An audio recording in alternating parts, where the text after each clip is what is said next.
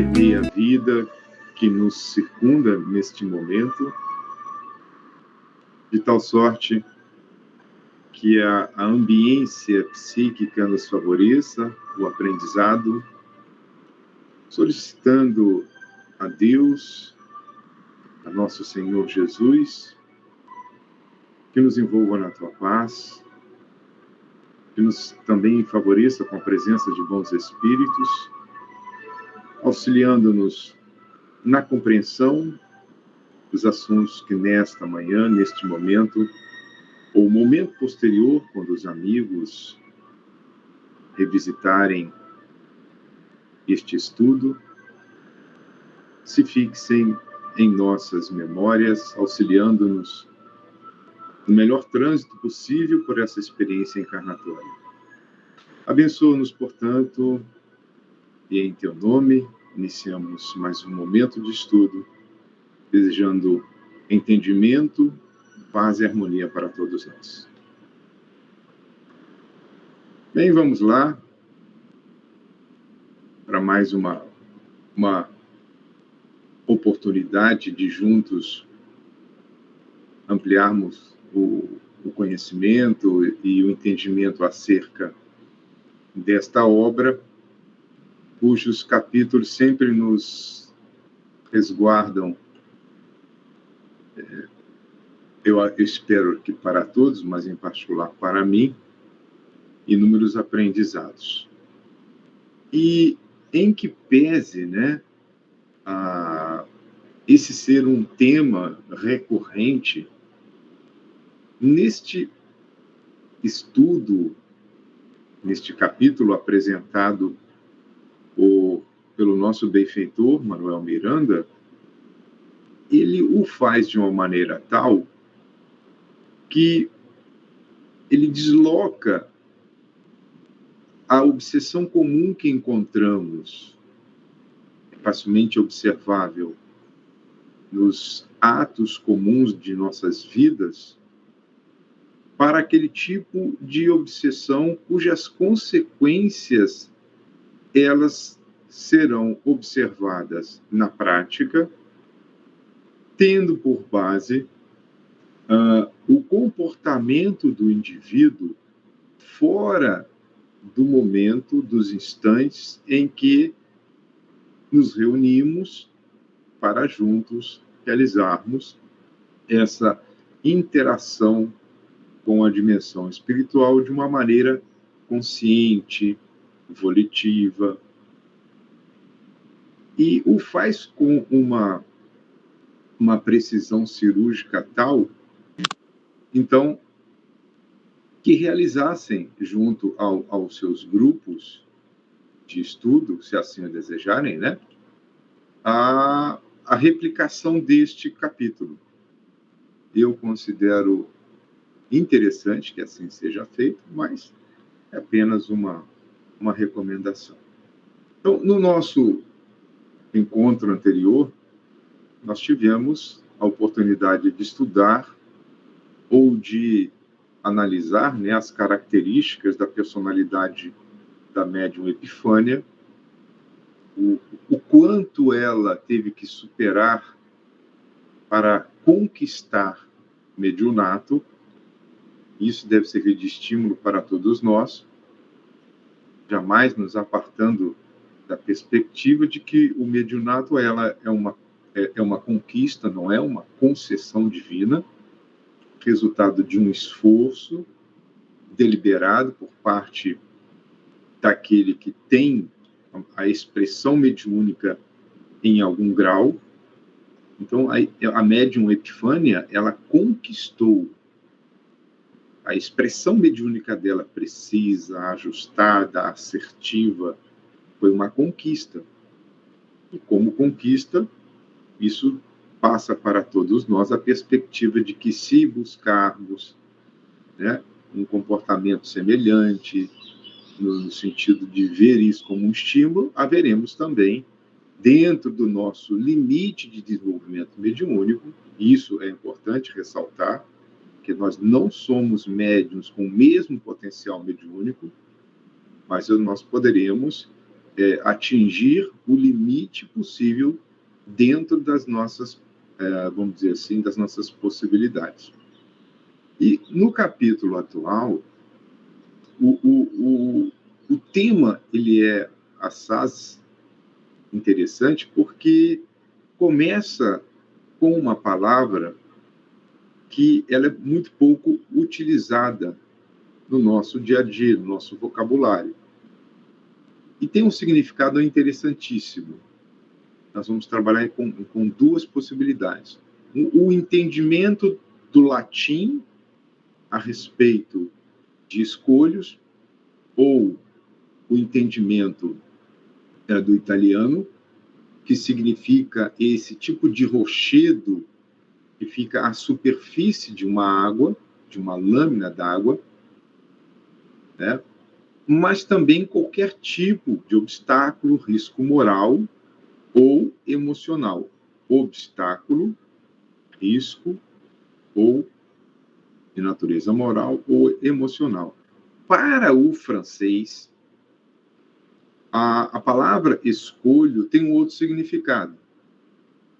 Embora produza risco.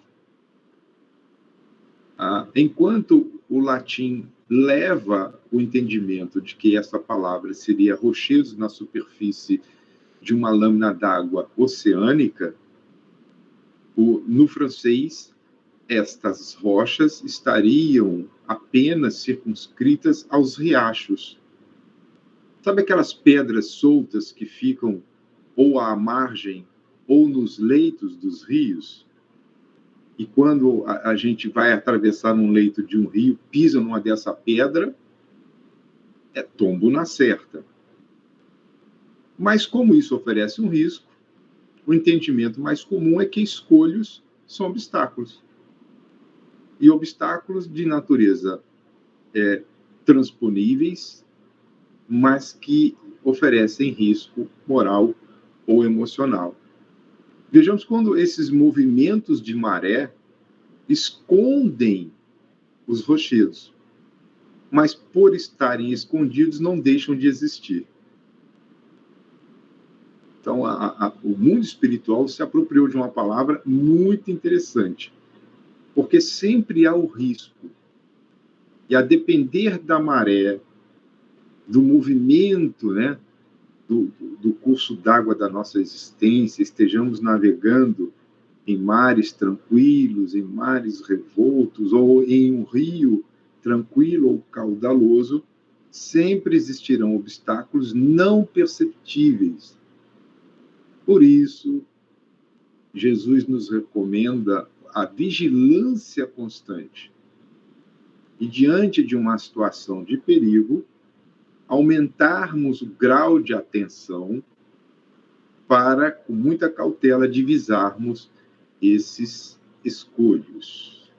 Bom, então vamos para as nossas reflexões iniciais, e Filomeno começa a falar sobre o processo da reencarnação, quais são os seus objetivos, que nós vamos encontrar, se não me falha a memória, a partir da questão 157 do Livro dos Espíritos, me ajude aí se eu estiver equivocado, mas afirma que todos nós possuímos faculdades. A própria experiência humana nos leva a perceber isso. Então, a visão é uma faculdade, a audição é uma faculdade, a fala é uma faculdade. Isso levou inúmeros filósofos e pensadores a desenvolverem estudos ou reflexões a respeito do que seriam essas faculdades. Ele começa lá em Aristóteles e ganha muita expressão em São Tomás de Aquino, que vão, de certa forma, aprofundar o entendimento a respeito disso. Mas observemos que Filomeno faz uma ressalva. Toda faculdade que possuímos devem ser consideradas como talentos. E esses talentos precisam ser multiplicados e valorizados pelo bom uso. Recorramos à parábola dos talentos. Então, se eu tenho o talento da fala, se eu tenho o talento da audição, eu posso utilizar este talento a benefício das pessoas e de mim mesmo. Quem tem o talento da audição, por exemplo, é um bom ouvinte. Tem condições, portanto, de ser alguém que pode, em um nível, desempenhar uma função de terapeuta, de atendente fraterno, porque bem ouve é aquele indivíduo que dá tempo para que o outro fale sem que seja interrompido. Os dialogadores precisam desenvolver o talento da escuta, não querendo impor ao espírito a sua visão de mundo, sem antes conhecer, inclusive, os problemas pelos quais passa aquele espírito que está demandando a atenção. Os que têm o talento da memória, da inteligência, da fala, como já manifestei, das habilidades manuais, todo o talento pressupõe a necessidade de nós multiplicarmos e valorizarmos pelo bom uso. Mas esses talentos, portanto, para que sejam multiplicados e valorizados, exigem cuidados especiais. E esses cuidados especiais, que serão amplificados pela educação, pela disciplina no uso, eles desenvolvem-se, aprimoram-se pelo exercício das faculdades. Então, se eu tenho, por exemplo, uma habilidade tátil, como que eu posso aprimorar essa habilidade tátil? Primeiro, zelando pelas minhas mãos. Observando que as minhas mãos, se é por meio delas que eu tenho ou obtenho o meu sustento, eu tenho que zelar pelas minhas mãos, eu tenho que educar o uso dessas mãos, porque a mesma mão que afaga é a mesma mão que agride, que cuida, mas também machuca. Então, a educação dá uma direção e amplifica, melhora essa noção de cuidado. E a disciplina é pelo bom uso. Eu sempre digo que um carro não mata ninguém sozinho, precisa de um condutor. Uma faca também não agride a ninguém sozinha, precisa de alguém que a empunhe, assim como a arma, um violão, qualquer objeto, quando não é muito bem utilizado por aquele que o manipula, pode se transformar em uma arma. Chico faz uma comparação da enxada que pode preparar o campo para o plantio, mas também tem a mesma capacidade de destruir. Então, o exercício da faculdade aprimora a mesma.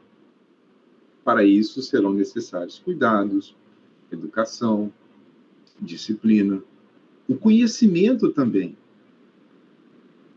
O conhecimento está dentro de uma faculdade da alma chamada intelectiva ou intelectual, e que, quando usado para o mal, produz muito estrago. Então, vejo que o médico que salva vidas é o mesmo médico, às vezes, que pratica um aborto. Não previsto nas leis. Então, todo mau uso de uma faculdade está relacionado com um desvio moral do indivíduo. Bem, então, esse talento, quando multiplicado, quando aprimorado, quando valorizado, ele inevitavelmente projeta o indivíduo no meio onde ele se encontra. Lá na frente veremos os perigos aos quais o seu possuidor ele poderá ver-se diante deles.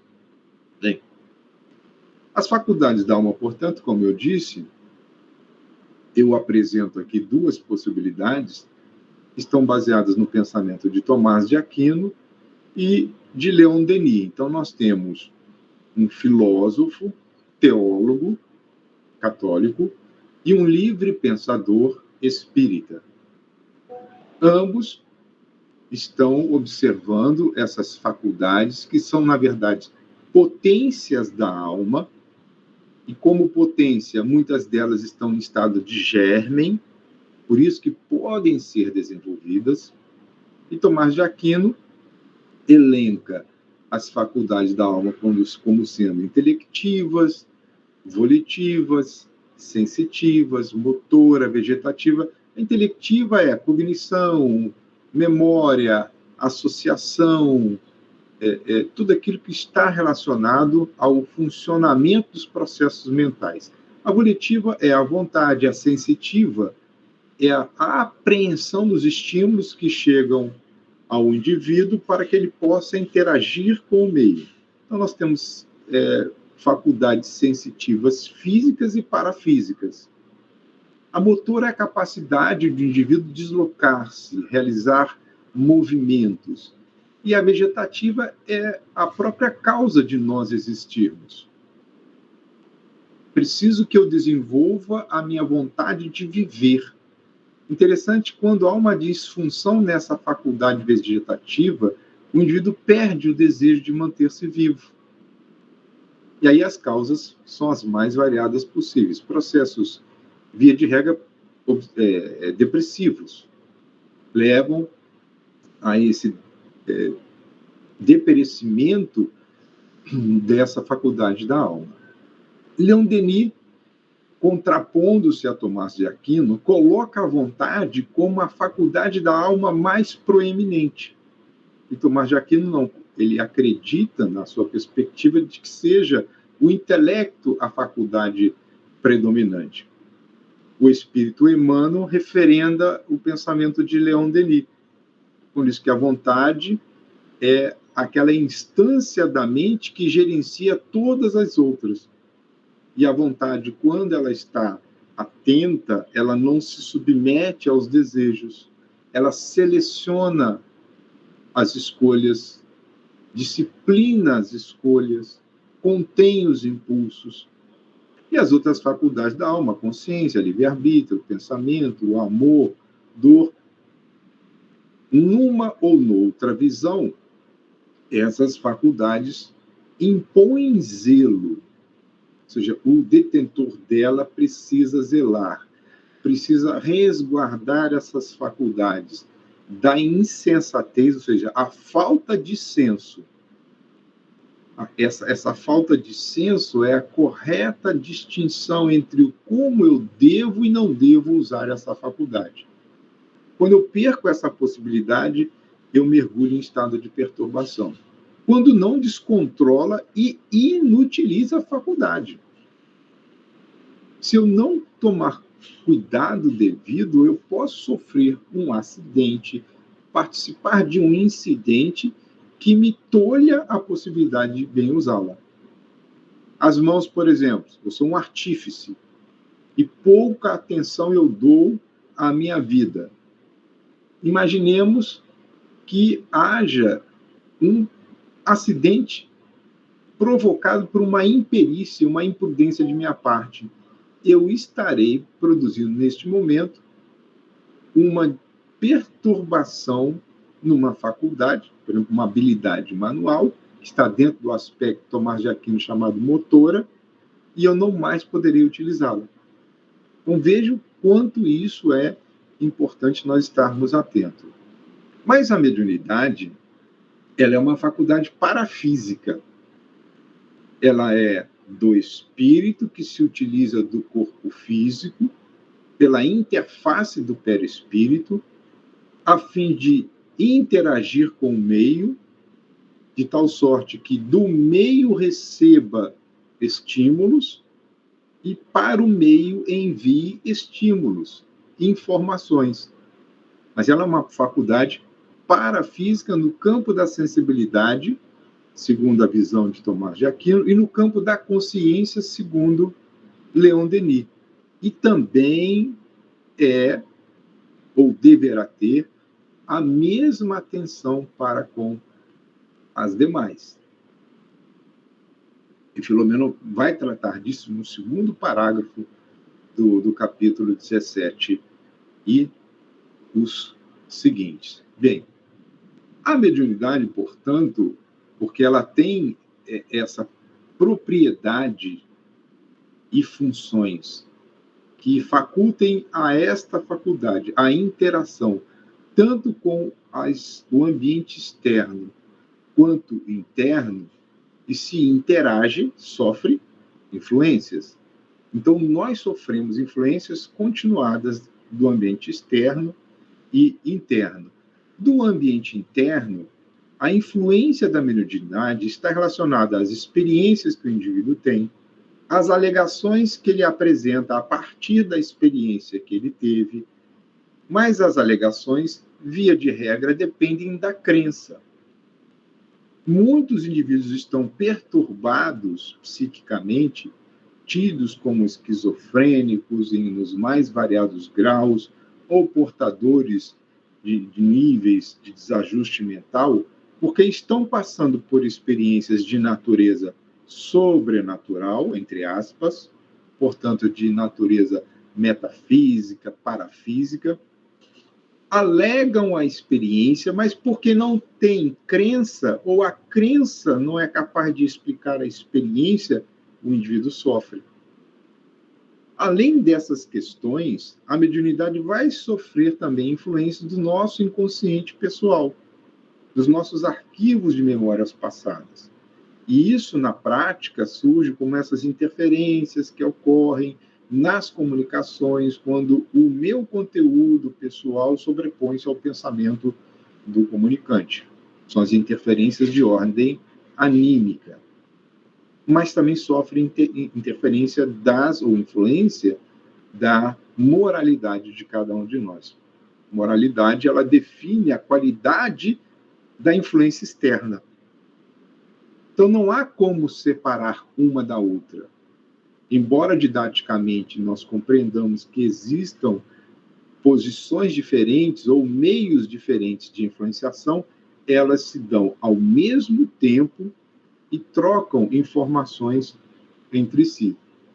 As externas são as influências que recebemos via psiquismo, tanto de desencarnados quanto de encarnados.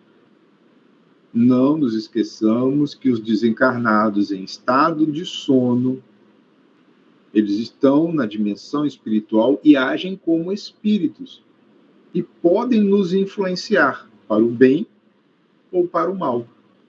Mas a percepção dessa influência vai depender do limiar de sensibilidade de cada um de nós, da capacidade receptiva, como diz o espírito André Luiz. Mas se eu tenho um limiar de sensibilidade alto, portanto, eu sou alguém com uma capacidade de registrar a presença espiritual com muita intensidade, portanto, eu tenho experiências que para um indivíduo são extremamente positivas, ele não tem a crença. Então, ele não consegue entender o que está acontecendo. E isso leva a um estado de perturbação. Lembremos os momentos iniciais de Epifânia, na sua juventude, e que a crença dela era reforçada pelo pároco para o qual ela demandava a sua atenção, recorrendo à ajuda, e não havia explicação. O limiar de sensibilidade é alto, uma capacidade receptiva muito ajustada, ou seja, com potencial mediúnico intenso, mas ela não conseguia explicar. Qual é o resultado? Sofrimento. Sofrimento psíquico. Processos obsessivos em curso na sua adolescência, que acabaram se refletindo, inclusive, em sua irmã, que optou pelo suicídio, e ela, então, adoece com impacto emocional resultante deste evento doloroso, por certo. Bem, então, diante desse quadro, existem 3 possibilidades que se apresentam para todos nós. Portanto, quais seriam as escolhas possíveis para aquele que tem uma mediunidade que se apresenta com certo grau de registro, de perceber a influência da dimensão espiritual. Ou nós optaremos pelo desenvolvimento consciente, ou o abandono, ou uma conduta leviana, uma condução leviana dessa faculdade. Então, são escolhas. E a cada escolha, uma renúncia. Eu vou abrir mão de alguma coisa. Na perspectiva do desenvolvimento consciente, é preciso que compreendamos que essa opção conduz o indivíduo a sair, quando das suas experiências mediúnicas, do nível em que se manifestam as emoções básicas, para aquilo que Filomeno de Miranda chama de experiências das emoções transcendentes. Essas emoções transcendentes, elas estão baseadas nas emoções que usualmente fazem parte da nossa vida psíquica, mas que, quando em contato com mentes, estejam elas em sofrimento ou num estado de orientação, de aconselhamento, de ajuda, essas emoções ganham uma outra dimensão. Eu começo a experimentar emoções de natureza ou de intensidades diferentes. E o médium, via de regra, ao findar uma experiência de atendimento de um espírito sofredor, porque percebe que ele foi acolhido, foi atendido, esclarecido, lhe traz uma sensação de bem-estar pelo sentimento de dever cumprido. Mesmo que o espírito saia recalcitrante, ele sente, ou espera-se que ele experimente, estas sensações que manifestam-se por meio dessas emoções superiores, porque ele percebe que tudo foi feito. A escolha em ouvir ou não as orientações não é dele, não é do doutrinador, é do próprio ouvinte. Mas essas emoções transcendentes, elas se manifestam de forma mais intensa quando estamos imersos nas emoções de espíritos de natureza superior, envolvidos pelo campo espiritual de um comunicante que vem nos instruir, nos alertar, nos estimular, ou apenas pela simples presença no entorno de nós. Mas, para que conquistemos essa dimensão das emoções, é preciso que optemos pelo caminho da abnegação, que significa negar a si mesmo. Eu tenho que abrir mão de mim para entender a importância da tarefa para a qual eu fui convidado e aceitei participar. Mas consociando esta abnegação à prática da caridade, guiada pelos sentimentos do amor, que a caridade é a benevolência para com todos, a indulgência para com as imperfeições alheias, o perdão das ofensas, tudo isso feito com base no amor, nesse sentimento mais elevado. A base para que este caminho seja percorrido, a base está constituída em duas virtudes: a paciência e a tranquilidade. Eu diria que o indivíduo irascível e ansioso, na vida comum, dificilmente, mesmo escolhendo o caminho da abnegação, dificilmente ele vai experimentar uma emoção transcendente. Vou dar um exemplo. Vamos supor que eu faça a caridade, que eu seja uma pessoa compreensível, ajude os outros, abra mão do meu tempo a benefício daqueles que precisam. Mas imaginemos que na minha vida comum eu seja uma pessoa extremamente impaciente e ansiosa. É como se o nosso padrão vibratório estivesse acelerado por demais. Imaginemos uma lâmina d'água de um rio que começa caudaloso, e na medida em que aquelas pedras vão desaparecendo, as inúmeras altercações da lâmina d'água também vão desaparecendo. Então chega um momento que o rio corre tranquilo. Lá atrás, embora caudaloso, aquele rio ele é capaz de alimentar, não somente porque ele conduz nutrientes, ele é capaz de passar nutrientes para as margens. Então, ele está praticando a caridade. Mas ele oferece perigo pelo volume de água e a velocidade de deslocamento da água. Isso é ansiosidade e impaciência. A pessoa, por exemplo, que for alimentar-se naquele rio, poderá vir a óbito. Embora a ação possa redundar no auxílio, a forma como ele oferece o auxílio é um tanto quanto desastrosa. Então, aquele rio diz assim, olha, tem muito peixe, mas não entre. Você joga o anzol pela velocidade da água, os peixes tendem a passar. Aí, quando você tira um peixe, é basicamente um milagre. Eu não entendo nada de pescaria, viu? Se eu estiver dando um exemplo errado, quem for pescador, por favor, que me corrija. Mas essa é a impressão, é a construção mental que me chega nesse momento para nós entendermos essa proposta. O segundo caminho é o abandono. Não quero saber desse negócio de mediunidade, não. Estou vendo aqui espírito, essa perturbação, é tudo demônio.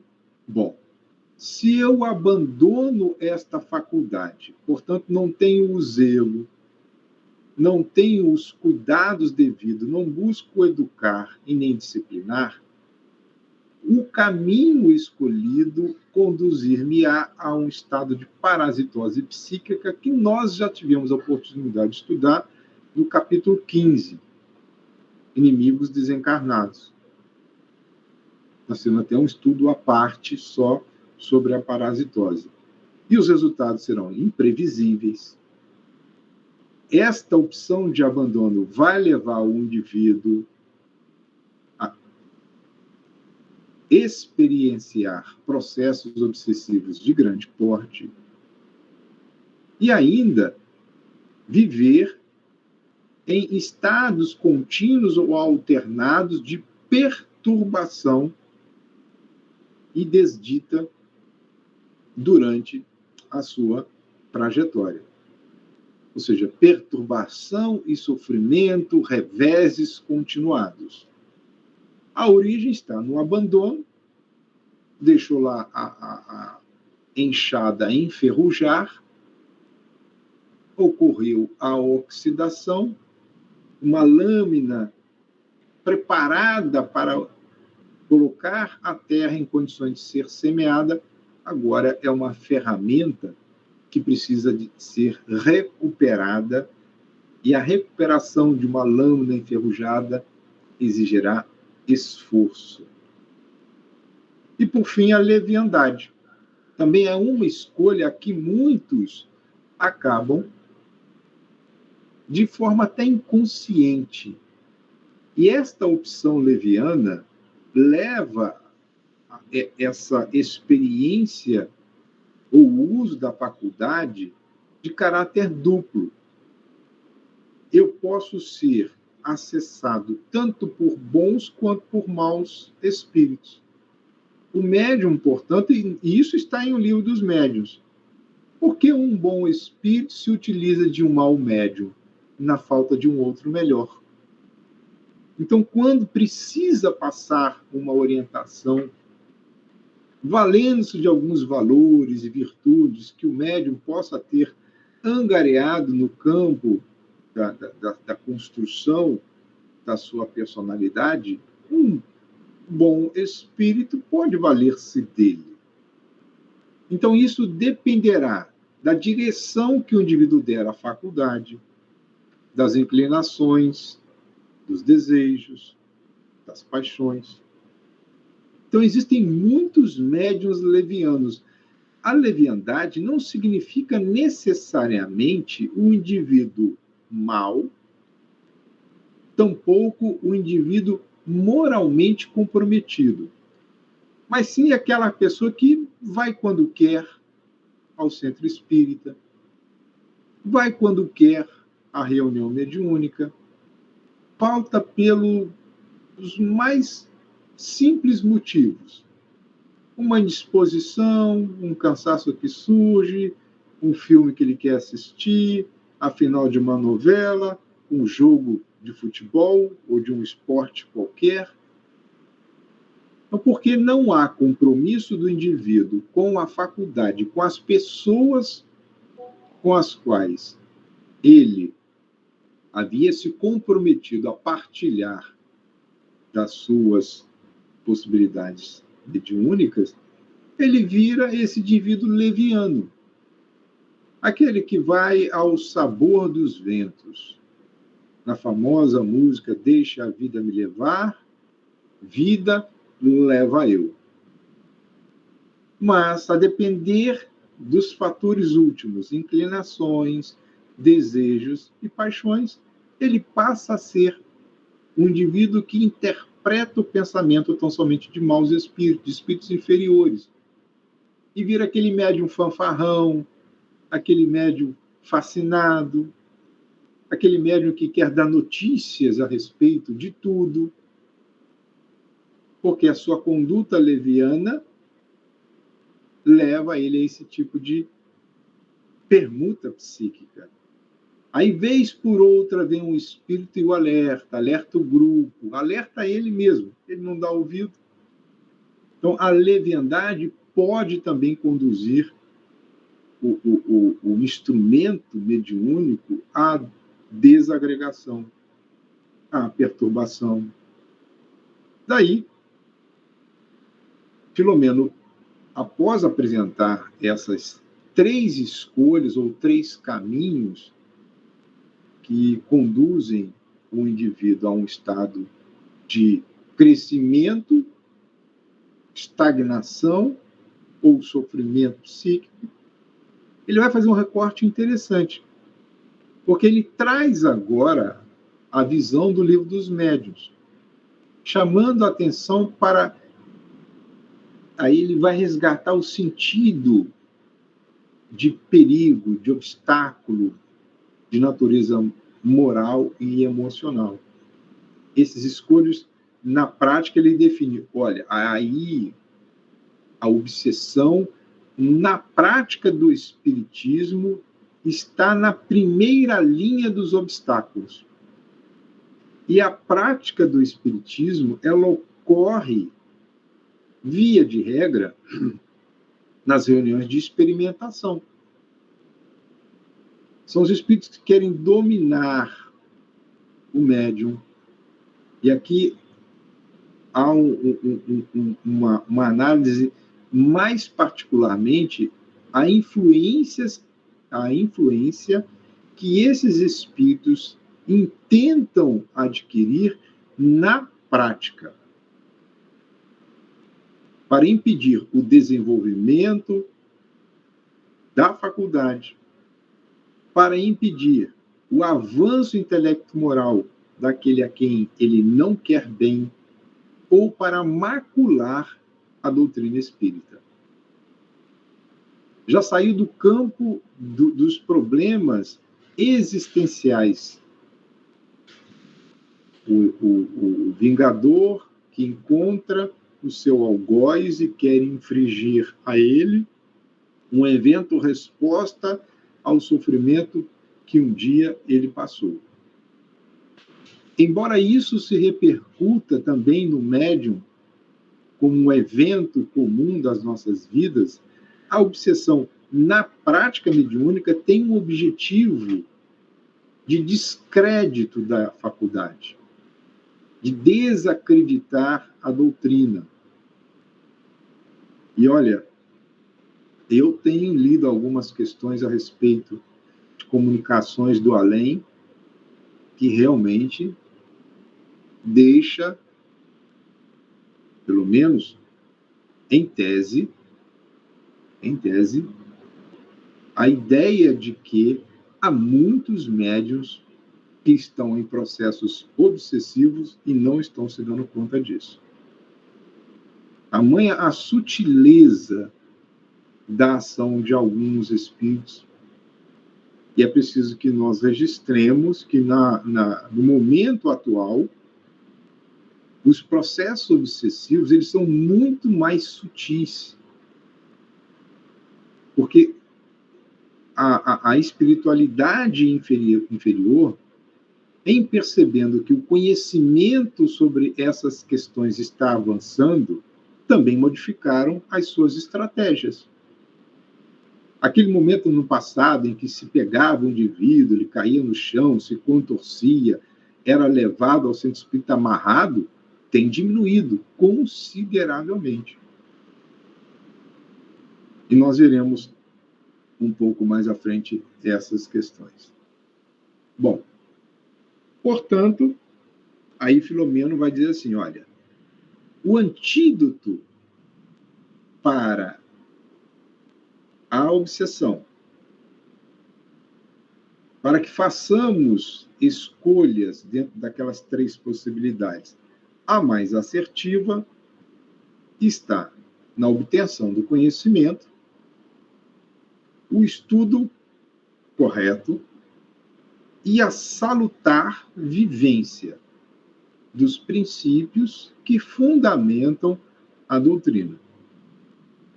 Ontem eu conversava com a minha filha a respeito de, acho que eu não sei se é um aplicativo de inteligência artificial chamado ChatGPT. Acho que é isso. Que ela não está acordada agora para me recuperar. E aí, ela... Pai, diga alguma coisa aí. Eu vou digitar aqui e virar a resposta a respeito disso. É uma ferramenta que, de certa forma, amplifica o Google, que quando a gente coloca lá, por exemplo, mediunidade, no Google vai aparecer uma série de links que abordam a mediunidade.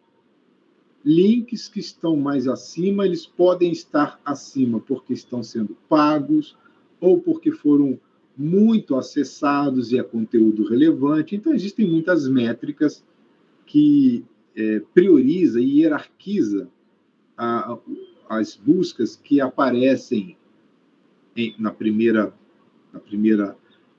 momento de contato com o resultado apresentado. Mas esse chat, acho que essa é a expressão correta, se eu estiver equivocado, por favor, me ajudem, ele vai trazer o conceito, entre aspas, que é como que é uma inteligência artificial que vai buscando uma forma de construir um significado a partir do que está disponível na internet. E o conceito que foi apresentado, aí eu fui lendo para minha filha, ela falou, olha, minha filha, não tenha essa ferramenta como uma fonte segura de obtenção do conhecimento. Porque quem ler a resposta que foi apresentada e é um leigo, ele vai até comprar essa informação. Mas quem estuda corretamente vai perceber que aquele conhecimento que está sendo oferecido, ele é um conhecimento parcial. Ele é uma informação incompleta, porque traz muitos adendos que vieram do misticismo, das religiões, dos pensamentos esotéricos, e a mediunidade não é, no conceito da doutrina, isso que aí está. Então, eu poderia até inverter de forma muito ousada a sequência que Filomeno nos apresenta. eu colocaria o estudo correto, faculta a obtenção de um conhecimento mais preciso, que nos convidaria a uma vivência salutar, ou seja, uma vivência saudável dos fundamentos espíritas. Mas a gente tem conhecimento, nós frequentamos, em tese, estudos corretos, mas ainda não conseguimos viver, na essência, o espiritismo. Ok. Mas qual é o esforço que nós realizamos para que isso aconteça? É justamente nesse esforço de superação diária que reside o entendimento a respeito da nossa doutrina. Porque todos somos espíritos compromissados com o passado, cometemos os mais variados desatinos, os mais variados, dos simples aos mais complexos. E Deus, na sua misericórdia, nos ofertou esta encarnação para que, pelo menos, nós não trouxéssemos para as nossas vidas aditivos kármicos. E, com o esforço, nós estamos resgatando alguns compromissos do passado. Os mais complexos talvez não estejam neste momento, porque isso foi tratado pelo mundo espiritual. Olha, fulano precisa ter essa bagagem cultural, porque aí na próxima encarnação ele estará em melhores condições de suportar o evento ou resposta. E se fosse apresentado para ele nesta encarnação, ele não suportaria. Então, para nós é uma reencarnação importante, porque estamos definindo o nosso futuro, porque estamos diante de informações relevantes. Esta é a ressalva. Então, o antídoto, ele tem, após a sua aplicação no organismo, um tempo-resposta. Alguns antídotos são imediatos. Por exemplo, quem sofre um envenenamento por uma ou outra substância química, há injeções, por exemplo, de atropina, cujo efeito é imediato. Outros antídotos ou outros medicamentos terão um gap, um tempo de ação. Esse tempo de ação, ele corresponde à emergência. Portanto, quando surgirem esses indicadores de que não estamos vivenciando o espiritismo, para que esses indicadores sejam percebidos, é preciso que eu tenha vigilância. Eu posso começar a sorver determinados antídotos. Eu posso buscar o atendimento fraterno, eu posso buscar um grupo de estudo, eu posso buscar uma terapia pelos passes. Aí eu me dou conta de que eu já não vou mais à reunião doutrinária faz muito tempo, que eu virei um indivíduo ausente dos grupos de estudo, que eu não estou me preocupando com as minhas leituras, com as minhas reflexões. Então, são alertas que surgem e, ao manifestarem esses alertas em nossas mentes, eu estou dizendo por mim também. Há momentos que, peraí, quanto tempo eu não estou lendo o tanto quanto eu deveria ler? Será que este evento de hoje ele poderia ter ocorrido de uma outra forma se eu não fosse mais previdente? Então, esses sistemas constantes de alerta é que farão com que nós tenhamos essas vivências salutares, porque nos ajuda a mudar o rumo das coisas. Então, imaginemos a nossa vida assim. Este rio caudaloso que está apresentado nesta imagem, cheio de pedras, portanto, cheio de escolhos, é o rio das nossas vidas. Então, Eu preciso agora passar de uma margem para outra. Qual é o grau de segurança, de atenção? Aquele convite do Cristo, né? Vigiai e orai. Essas pedras poderiam ser classificadas como as tentações do dia a dia, os obstáculos a serem transpostos. E, recuperando aquela imagem lá atrás construída, aí está o exemplo de um rio caudaloso, com uma corrente com certa velocidade, com alguns obstáculos, mas nós vamos ter que transpô-los. Então, esse é o desafio. Então, esses escolhos, ou essas pedras, esses obstáculos que têm risco moral e emocional, são de diferentes formas e tamanhos. A imagem mesmo nos apresenta isso. Então, existem aborrecimentos pequenininhos que, se eu tiver a devida atenção, aquilo em nada se transforma. Mas pode ser uma pedrinha pequenininha que está no leito do rio, quando eu vou transpor, ela ponga dentro do meu calçado, eu não dou a devida atenção, depois de alguns quilômetros de ter transposto o obstáculo, está lá aquela ferida imensa. Porque eu deveria ter parado imediatamente após transposto o obstáculo e, em percebendo o desconforto, dar a atenção àquele desconforto. Aí, Filomeno, de forma magistral, ele nos apresenta que existem escolhos que são externos ao indivíduo, mas existem aqueles que são internos e para os quais nós deveremos estar atentos.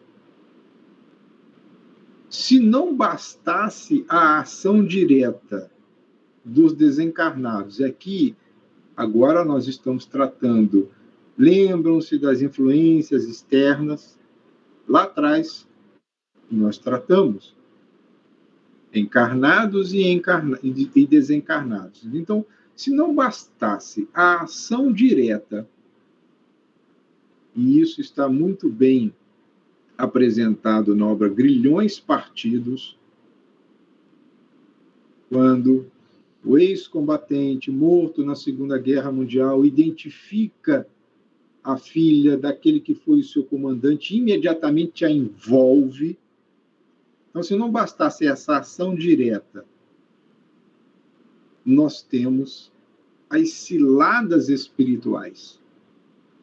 Inclusive, Filomeno de Miranda, no livro, se não me falha a memória, ou é Mediunidade, Desafios e Bênçãos, ou é Reencontro com a Vida, tem um capítulo só sobre ciladas espirituais, que são armadilhas montadas por espíritos inferiores por agirem no campo da inspiração. Porque a inspiração, via de regra, as pessoas não se dão conta porque os pensamentos se misturam. Identificar se o pensamento é meu, se me é inspirado, é muito difícil, embora em O Livro dos Espíritos afirme-se que o primeiro pensamento sempre é produzido por aquele que o detém. Mas se nós não estamos atentos a isso, imagina ficar atento a essas inspirações de natureza inferior. Eu sempre digo, o importante não é saber se a fonte é minha ou de outrem. O importante é saber a qualidade do pensamento, a qualidade da inspiração. E essas inspirações, portanto, de natureza inferior, elas têm por objetivo, um deles e o primeiro, é o açodar das paixões.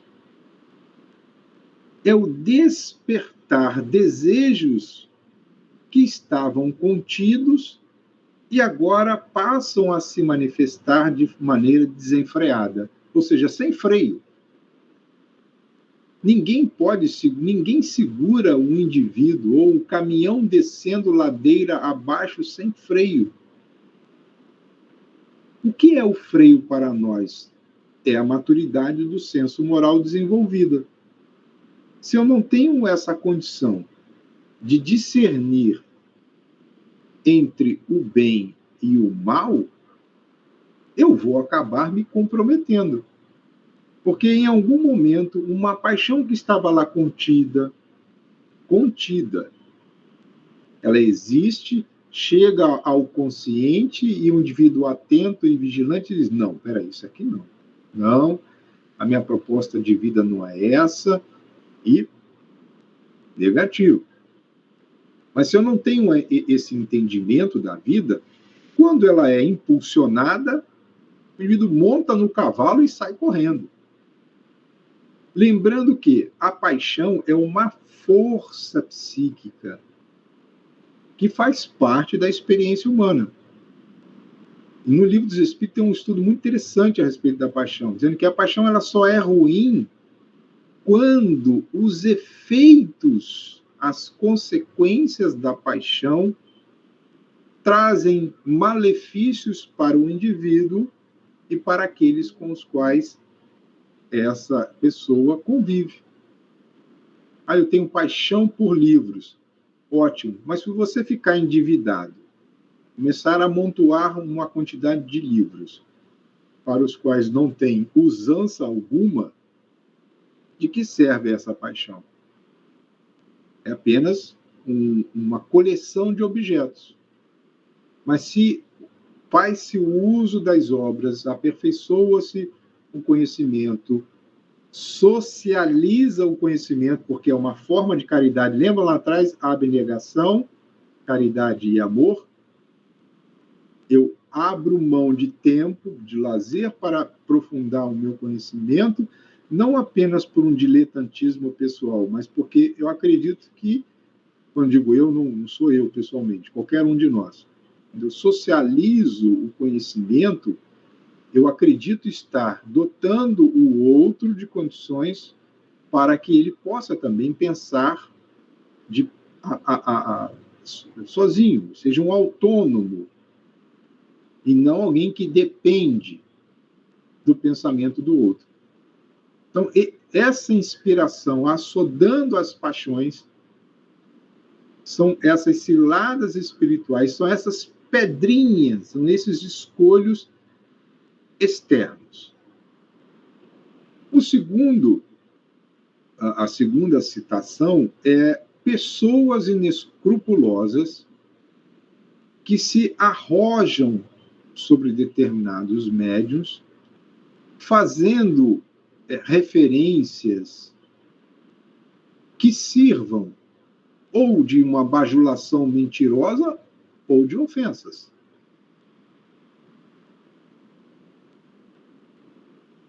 Inescrupuloso é aquele que não tem escrúpulos. É um indivíduo que não respeita, não tem valores, ou se os tem, acha que os dele são melhores que os dos outros. E pasmem, isso está acontecendo em nosso meio, infelizmente. Você coloca uma opinião e a torna pública, as pessoas fazem um recorte da sua fala e, a partir de um recorte, ou seja, foca num momento, e aquele momento sozinho, as pessoas vão ter as interpretações as mais variadas possíveis e querem desacreditar aquela pessoa sem que o inescrupuloso tenha sequer feito o mesmo benefício social daquele que, num momento, constitui o seu alvo. A tolerância é uma virtude que está lá associada à tranquilidade e à paciência, como bases para que a abnegação, a caridade e o amor se manifestem. Então, se eu não sou capaz de perceber que, embora eu tenha uma visão de mundo diferente do outro, todos nós somos filhos de um mesmo Pai. Eu posso discordar, eu posso repostar doutrinariamente, mas desacreditar, desqualificar o outro é uma ação de indivíduo inescrupuloso. Então, o médium ainda está sujeito a esse tipo de evento externo. E a depender como ele reage, isso se transforma num escudo.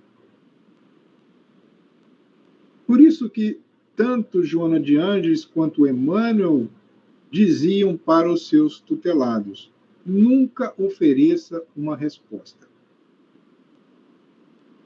Se a sua consciência, em relação ao fato, lhe traz tranquilidade e a sua visão de mundo lhe faz enxergar que aquela é a sua verdade, a verdade do outro, naquele momento, não importa. Eu estou em paz com a minha consciência. Acredito no que eu falei. Se o outro me ofende, se o outro me agride, o problema é do outro.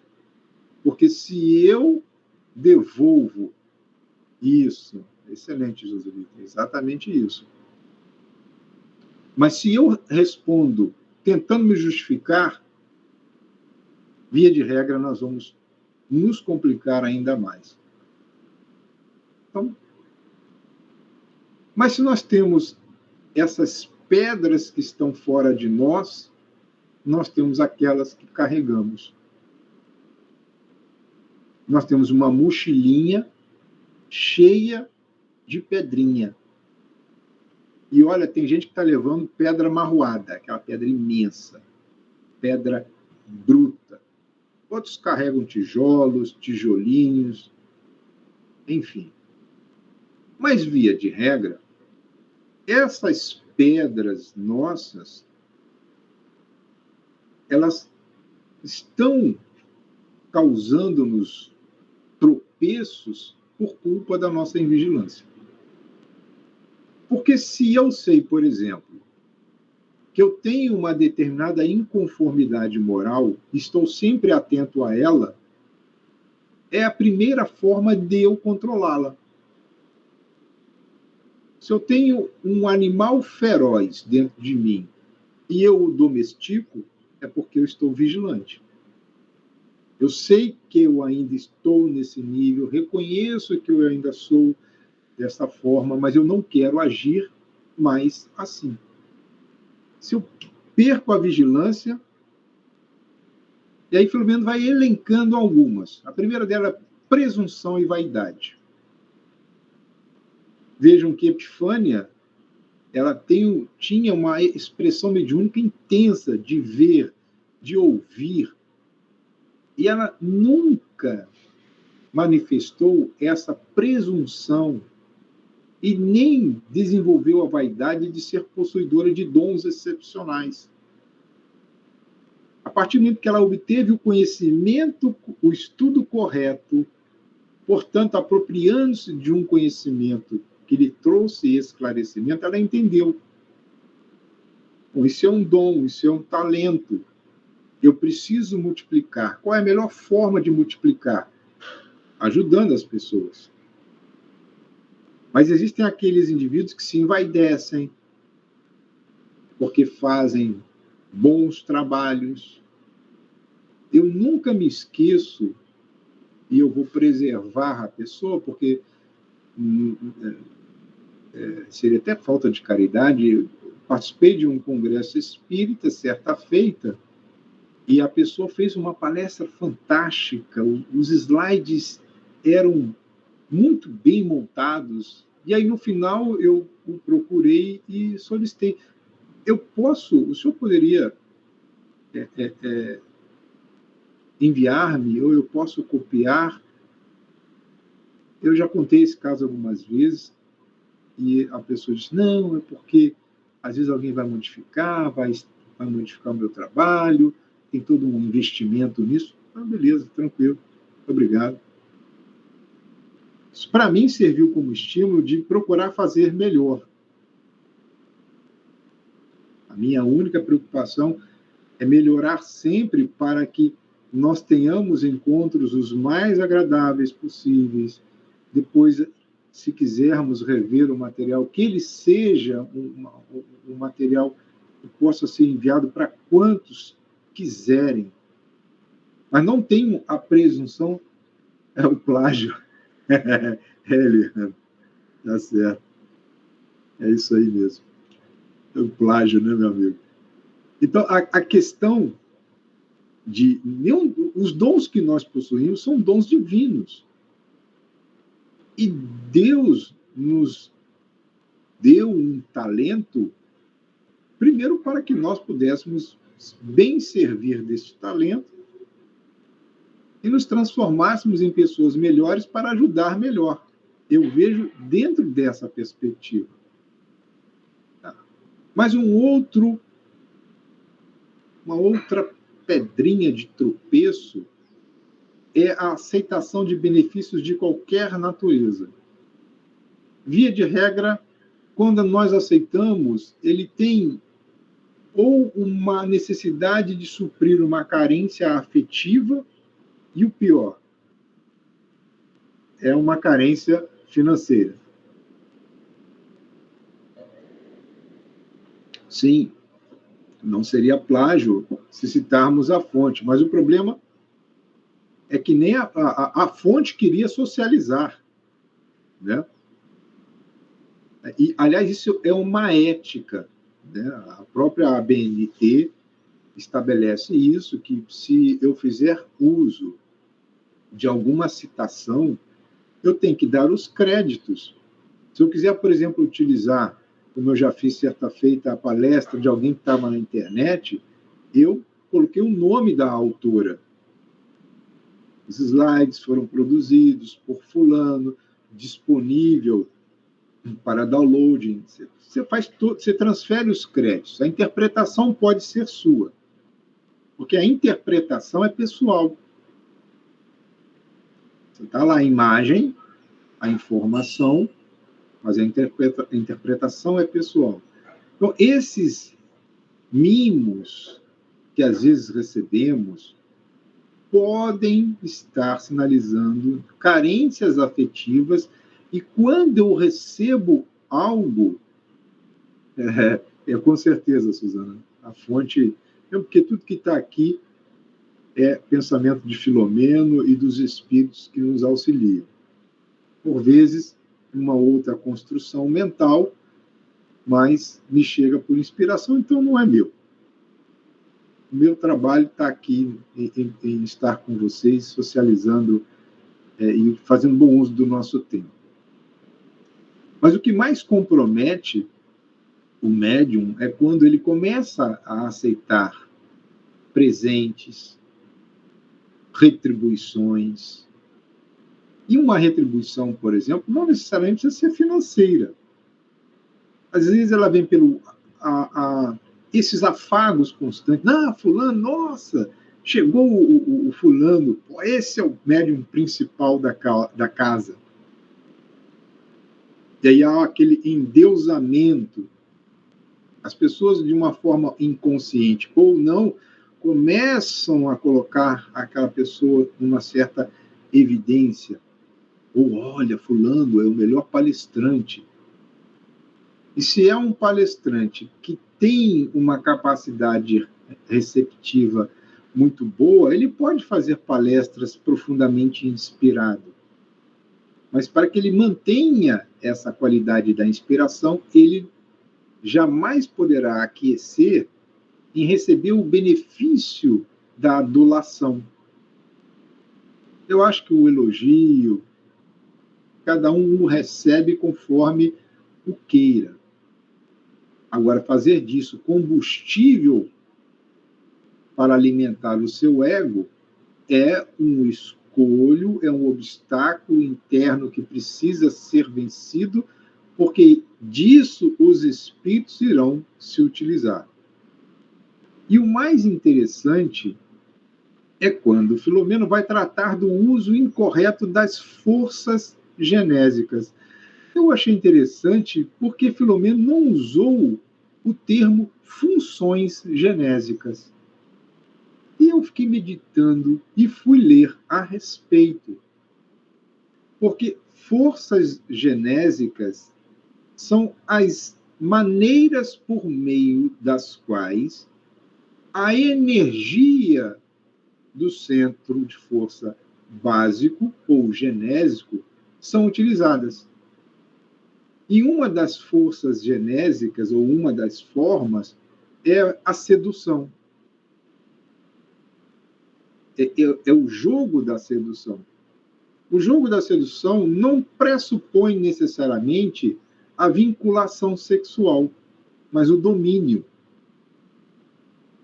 Então, o domínio que eu quero exercer sobre alguém para que o outro haja segundo a minha forma, isso traz para o indivíduo determinadas experiências no campo da afetividade, libera no indivíduo determinadas energias, ou, diria eu, hormônios do prazer, cuja origem está na força genésica, nas possibilidades que o centro genésico possui. E o centro genésico ele tem uma conexão com o coronário. E o coronário é o centro da criatividade. Então, quando, por exemplo, eu disciplino a minha força genésica, canalizando ela para construções de natureza superior, eu tendo a ser um indivíduo muito criativo. E muitos artistas, muitos intelectuais, eles não sentem nenhuma necessidade do contato sexual, do ato em si. Porque a força genésica está conectada agora com uma outra expressão das suas possibilidades. Mas aquele que faz o uso desta força no campo da sedução, no campo das práticas da sua sexualidade, via de regra, ele descamba para o campo da vampirização. E o que nós vemos na nossa sociedade hoje é uma expressão muito aviltante da sexualidade, e ela vem por meio de músicas. Olha, eu fiquei, sinceramente, chocado com a qualidade das músicas. Eu li o conteúdo não porque eu aprecio, mas para fazer um estudo doutrinário a esse respeito. É impressionante a baixeza, a imoralidade que essas músicas estão trazendo. E aí nós encontramos alguns companheiros que inadvertidamente ouvem. Ah, não, mas eu gosto do ritmo, meu amigo. Nunca se esqueça que nós temos absorções conscientes e absorções inconscientes. Então, há conteúdos que são injetados em nossa mente, que podem vir por um processo de inspiração para que as nossas paixões sejam assodadas. Aí, em sonho, o indivíduo vai visitar aquelas regiões que foram ali apresentadas para ele, enquanto ele estava, não, mas está tudo bem, eu estou só dançando. Muito cuidado. Essas são as pedras internas que precisam ser transpostas. E aí Filomeno ainda vai chamando a atenção, olha, eu não vou nem aprofundar, diz Filomeno, nos vícios sociais, quais o tabagismo, o alcoolismo, a toxomania, os excessos da mesa, mediante a ingestão abusiva de animais ceifados, condimentados, e os acepípios, ou seja, os temperos extravagantes, os acompanhamentos. Aí eu me lembro da buchada de bode, do sarapatel, do não sei o que são alimentação de vísceras de animais, negligências mentais e morais, tais como as conversações doentias, né? Os campeonatos de sofrimento que nós encontramos nas antessalas dos consultórios. Cada um quer apresentar o maior sofrimento do que o outro, as cicatrizes, né? As conversações deprimentes, obscenas, o cultivo de pensamentos vulgares, o acalento de tendências negativas, a inveja, o ciúme, a queixa, o azedume, a maledicência, o reproche e as emoções perturbadoras da ira e do ódio. Olha, nem ele aprofundou e nem nós aprofundaremos por falta de tempo. Mas chama-nos a atenção porque é como que o céu azul estivesse aos poucos sendo ocupado por nuvens densas e escuras num prenúncio de tempestade, com raios e trovoadas. Às vezes, sem nos darmos conta, num evento social do qual participamos, negligenciamos mentalmente. E aí abre a portinha para um acesso. Daí, nós sermos convidados diuturnamente a buscarmos esses anticorpos, as defesas do nosso organismo. E essas defesas, quais exércitos constituídos, compõem-se da prece, da leitura salutar, porque a prece e essas leituras, elas inspiram ideias e pensamentos ditosos. Se eu estou num momento depressivo e eu vejo, por meio da leitura, exemplos de que pessoas superaram, posso eu mesmo realizar o mesmo movimento. Perceba a presença de espíritos bondosos. Então, a leitura edificante é de fundamental importância para que constituamos um sistema imunológico mais robusto. Esse sistema imunológico, a gente até discutiu quando estudamos a parasitose espiritual, é de suma importância. Não só aumentar o efetivo do nosso exército. Exército aqui, nós estamos das armas que dispomos, as armas da prece, da leitura, da reflexão, a vigilância. Olha, a vigilância, uma vez mais, através do trabalho paulatino, sistemático, ordeiro e constante. Trabalho dentro da casa espírita, onde quer que nós estejamos. É como se nós aumentássemos essa vigilância por meio de câmeras. Nós não colocamos câmeras em nossas residências, em condomínios, em indústria. Essas câmeras estão observando os movimentos, os acontecimentos. E quando algo foge do normal, um alerta é acionado. Mas consociar a estas ações a ação caridosa e os contributos da solidariedade, como da tolerância. Armam-nos para a feliz execução dos serviços espirituais a que somos convocados, quando possuidores ou não desta mediunidade, seja ela em qualquer expressão e nível de sensibilidade for. Todos somos chamados para servir. E se eu realizo um serviço consciente, eu só tenho como realizar um serviço consciente na sociedade.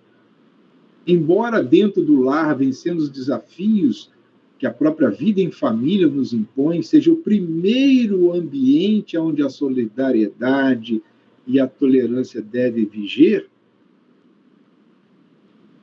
na rua, no trabalho, no ônibus, no metrô, no carro, na casa espírita, onde quer que nós estejamos.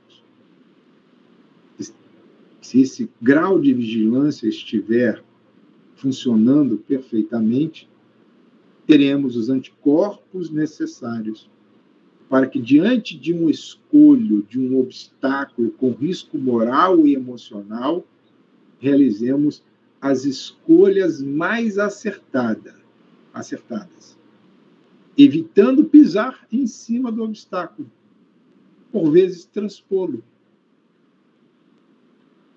Não pisa na pedra, pisa ao lado, ou antes de pisar, testa a estabilidade. Se está estável e é um obstáculo e eu consigo transpor, significa que eu já adquiri condições morais para superar aquele obstáculo que se apresenta na minha caminhada. É desafio.